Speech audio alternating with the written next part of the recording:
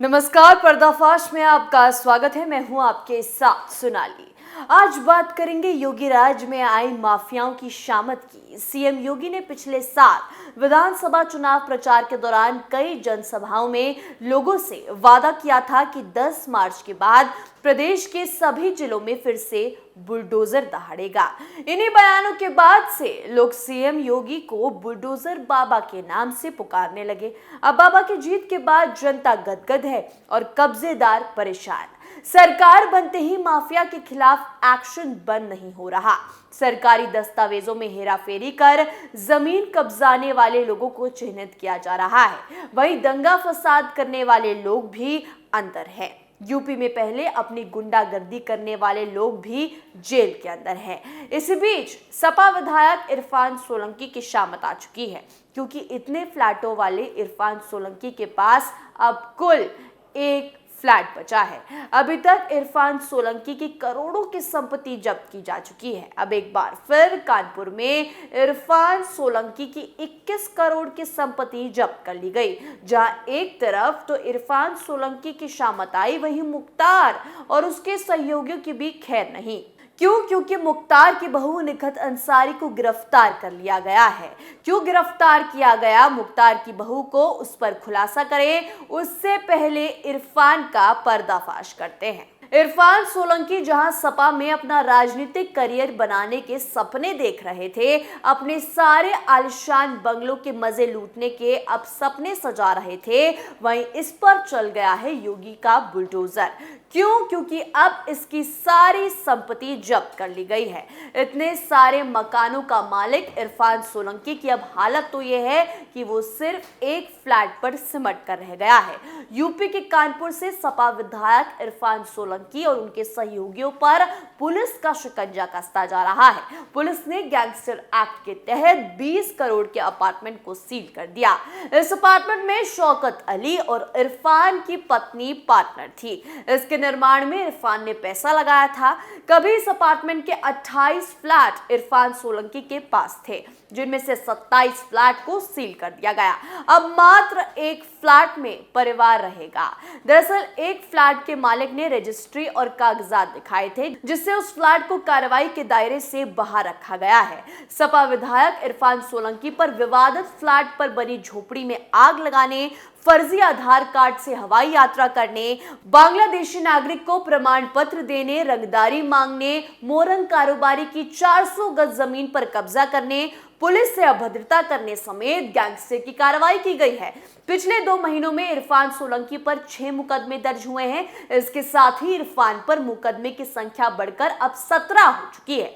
Police ने gangster की कार्रवाई में विधायक इरफान सोलंकी, भाई रिजवान सोलंकी, विधायक के गुर्गे हिस्ट्री शीटर इजराई आटेवाला, शौकत अली, मोहम्मद शरीफ को आरोपी बनाया था। इरफान को इस गैंग का लीडर बनाया था। आरोप है कि विधायक इरफान सोलंकी ने गैंग बनाकर वसूली, जमीन कब्जाने का काम किया।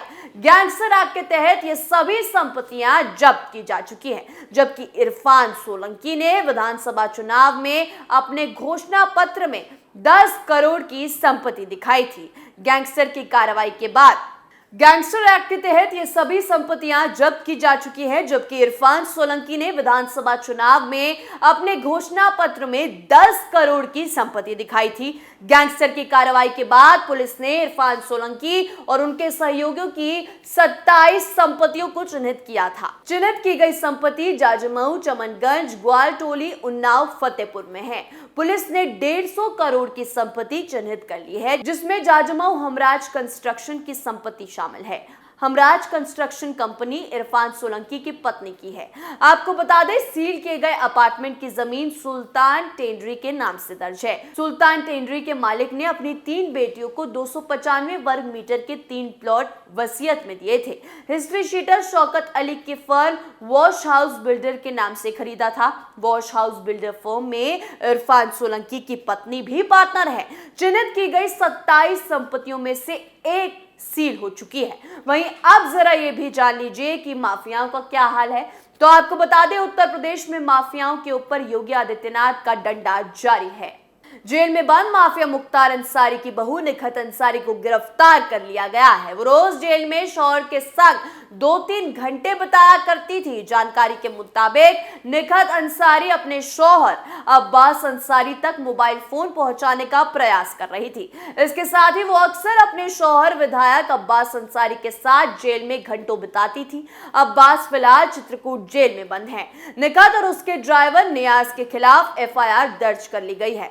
मामला 10 फरवरी 2023 का है। मीडिया रिपोर्ट्स के मुताबिक निखत अंसारी सुबह ही जेल में अपने शौहर अब्बास से मिलने पहुंची थी। उनके साथ काफी सामान भी था। वो जेल में अपने शौहर को यह सामान पहुंचाना चाह रही थी। जब सामान की बारीकी से तलाश हुई तब उसमें मोबाइल फोन बरामद हुआ। सवाल करने पर वो कोई सैटिस्फैक्टरी जवाब नहीं दे पाई। इसके बाद स्थानीय थाने में मुकदमा दर्ज करके निखत अंसारी को गिरफ्तार कर लिया गया है। जानकारी ये भी सामने आ रही है कि अब्बास अंसारी और निखत की मुलाकात डिप्टी जेलर के कमरे में हो रही थी। इस दौरान कुछ अन्य सामान भी बरामद होने की सूचना है जो जेल मैनुअल के हिसाब से बैन माने जाते हैं। चौकी इंचार्ज ने बताया कि निखत अंसारी जेल में बंद अपने शौहर अब्बास के साथ रोज 3-4 घंटे बिताती थी।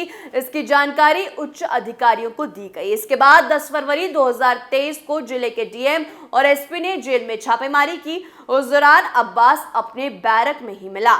अधिकारियों ने कड़ाई से पूछताछ की तो जेल सुपरिटेंडेंट के बगल वाले कमरे को खोला गया। उसमें निखत बैठी हुई थी।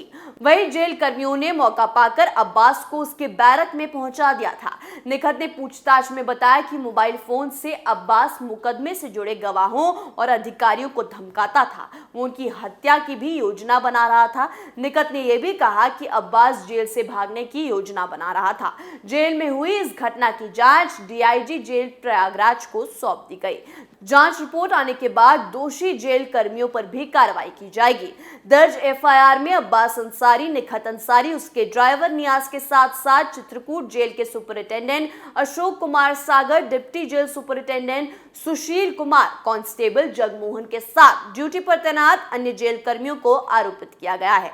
तो एक तरफ तो इरफान सोलंकी की करोड़ों की अवैध संपत्ति का सफाया हो गया है, दूसरी तरफ मुख्तार की बहू भी गिरफ्तार हो गई है। ये है वो योगी मॉडल जिस पर बार बार विपक्ष सवाल उठाता है, जिस कानून व्यवस्था का मजाक बनाता है। जहां सपा सरकार में इरफान सोलंकी जैसे लोगों को प्रोटेक्शन मिलता था, जहां उनकी अवैध संपत्ति लोगों से पैसा छीन के बनी, लोगों की मेहनत की कमाई पर आग लगाकर बनी।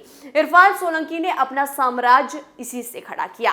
वहीं बसपा की सरकार में आपको याद होगा कैसे मुख्तार की तूती बोलती थी, कैसे यूपी में रात होते ही लोग अंदर चले जाते थे। क्यों? क्योंकि माफिया आ जाएंगे। पुलिस भी सरकार के दबाव में ऐसे लोगों को कुछ नहीं बोलती थी, बल्कि इन लोगों को सलाम करती थी। लेकिन आज हालत देखिए कैसे बदल गए। कहते हैं ना, वक्त हर चीज बदल देता है। वक्त बदलने में देर नहीं लगती। आज वो यूपी जो एक वक्त पर क्राइम का अड्डा था, आज वहां डबल इंजन की सरकार के सहारे विकास हो रहा है, और ऐसा विकास जो देश में ही नहीं दुनिया के दिल को छू रहा है। आज इरफान सोलंकी जैसे लोगों का हाल बेहाल है। पर्दाफाश में आज के लिए इतना ही। देखते रहिए कैपिटल टीवी उत्तर प्रदेश। नमस्कार।